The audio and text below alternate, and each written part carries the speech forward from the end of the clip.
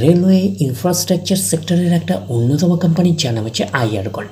আইআরকনের হচ্ছে quarter 4-এর result out হয়ে গেছে। কোয়ার্টার 4-এর রেজাল্টের পারফরমেন্স কী টাইপের দিয়েছে আইআরকন, সেটাকে নিয়ে আমরা অ্যানালিসিস করব।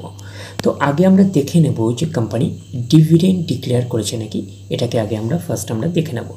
রেকমেন্ডেড ফাইনাল ডিভিডেন্ড 1 টাকা করে কিন্তু ফাইনাল ডিভিডেন্ড রেকমেন্ড করেছে।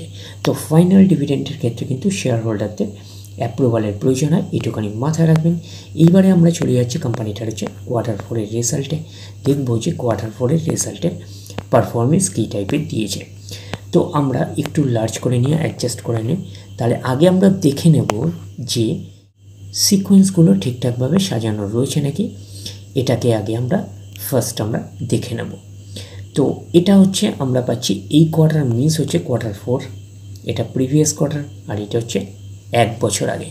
তাহলে সিকোয়েন্সগুলো ঠিকঠাকভাবে সাজানো রয়েছে, আমরা কিন্তু এটুখানি বলতেই পারি। এইবারে আমরা দেখে নেব যে অ্যামাউন্টগুলো কিসে দিয়েছে।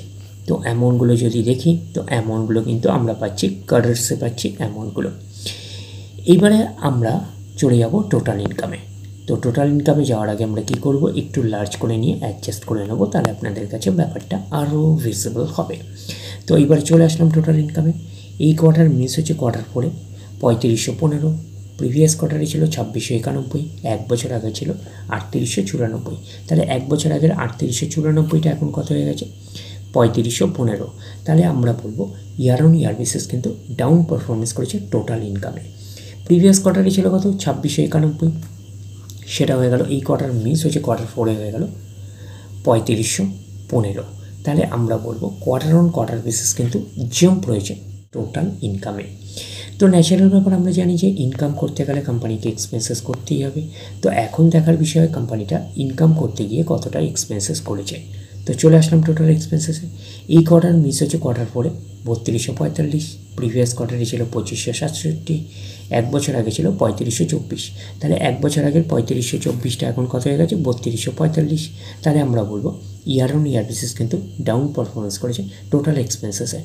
প্রিভিয়াস কোয়ার্টারে ছিল কত 2567, সেটা হয়ে গেল এই কোয়ার্টার মিস হচ্ছে কোয়ার্টার 4-এ হয়ে গেল 3245। তাহলে আমরা বলবো কোয়ার্টার অন কোয়ার্টার বেসিস কিন্তু জাম্প রয়েছে, আমরা এইটুখানি বলতে পারি টোটাল এক্সপেন্সেসে। এইবারে আমরা বের করবো কি, এইবারে আমরা বের করবো অপারেটিং প্রফিট। কী করে বের করব, টোটাল ইনকাম থেকে টোটাল এক্সপেন্সেস আমরা বাদ দেবো। বাদ দিলে যেটা পড়ে থাকবে সেটা হচ্ছে অপারেটিং প্রফিট। টোটাল ইনকাম পেয়ে গেছি, টোটাল এক্সপেন্সেস পেয়ে গেছি, টোটাল ইনকাম থেকে টোটাল এক্সপেন্সেস বাদ দিলে পড়ে থাকছে অপারেটিং প্রফিট। অর্থাৎ আপনারা অপারেটিং প্রফিটটা কী পাচ্ছি, এই কোয়ার্টার মিস হচ্ছে কোয়ার্টার 4-এ কত আছে 270, প্রিভিয়াস কোয়ার্টারে ছিল 124, 1 বছর আগে ছিল 369। তাহলে 1 বছর আগের 369টা এখন কত হয়ে গেছে 270। তাহলে আমরা বলবো ইয়ার অন ইয়ার বেসিস কিন্তু ডাউন পারফরমেন্স করেছে অপারেটিং প্রফিটে। প্রিভিয়াস কোয়ার্টারে ছিল কত 124, সেটা হয়ে গেল এই কোয়ার্টার মিস হচ্ছে কোয়ার্টার 4-এ হয়ে গেল 270। তাহলে আমরা বলবো কোয়ার্টার অন কোয়ার্টার বেসিস কিন্তু জাম্প রয়েছে অপারেটিং প্রফিটে। তো অপারেটিং প্রফিটটা নিশ্চয়ই কোম্পানির মেন প্রফিট নয়, তারপরে বিভিন্ন অ্যাডজাস্টমেন্ট থাকলে সেগুলো প্লাস মাইনাস হবে, গভর্নমেন্টকে ট্যাক্স পে করতে হবে। গভর্নমেন্টকে ট্যাক্স পে করার পরে কোম্পানির কাছে এটা পড়ে থাকবে, সেটা কোম্পানির ফাইনাল প্রফিট বা নেট প্রফিট হিসাবে আমরা কনসিডার করতেই পারি। তো আমরা চলে আসলাম নেট প্রফিটে। এই কোয়ার্টার মিস হচ্ছে কোয়ার্টার 4-এ 211, প্রিভিয়াস কোয়ার্টারে ছিল 86, 1 বছর আগে ছিল 246। তাহলে 1 বছর আগের 246টা এখন কত হয়ে গেছে 211। তাহলে আমরা বলবো ইয়ার অন ইয়ার বেসিস কিন্তু ডাউন পারফরমেন্স করেছে নেট প্রফিটে। প্রিভিয়াস কোয়ার্টারে ছিল কত 86, সেটা হয়ে গেল এই কোয়ার্টার মিস হচ্ছে কোয়ার্টার 4-এ হয়ে গেল কত 211। তাহলে আমরা বলবো কোয়ার্টার অন কোয়ার্টার বেসিস কিন্তু জাম্প রয়েছে নেট প্রফিটে। এইবারে আমরা চলে যাব কোম্পানিটার হচ্ছে ইপিএসে, অর্থাৎ আর্নিং পার শেয়ারে। দেখবো যে ইপিএসের অবস্থান কীরকম রয়েছে। তো চলে আসলাম ইপিএসে। এই কোয়ার্টার মিস হচ্ছে কোয়ার্টার 4-এ 2.24, প্রিভিয়াস কোয়ার্টারে ছিল কত 0.92, 1 বছর আগে ছিল 2.62। তাহলে 1 বছর আগের 2.62টা এখন কত হয়ে গেছে 2.24। তাহলে আমরা বলবো ইয়ার অন ইয়ার বেসিস কিন্তু ডাউন পারফরমেন্স করেছে ইপিএসে, অর্থাৎ আর্নিং পার শেয়ারে।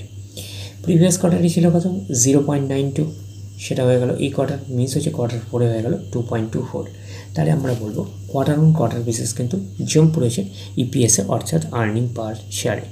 তো ন্যাচারাল ব্যাপার আমরা জানি যে নেট প্রফিটের রিফ্লেকশনটা ইপিএসে পাই, তো নেট প্রফিটের রিফ্লেকশনটা আমরা ইপিএসে পেয়েছি। ওভারঅল কনক্লুশন হিসাবে আমরা নেট প্রফিটে বলতে পারি যে ইয়ার অন ইয়ার বেসিস কিন্তু ডাউন পারফরমেন্স করেছে, আর কোয়ার্টার অন কোয়ার্টার বেসিস কিন্তু জাম্প রয়েছে, আমরা এইটুকুনি বলতে পারি।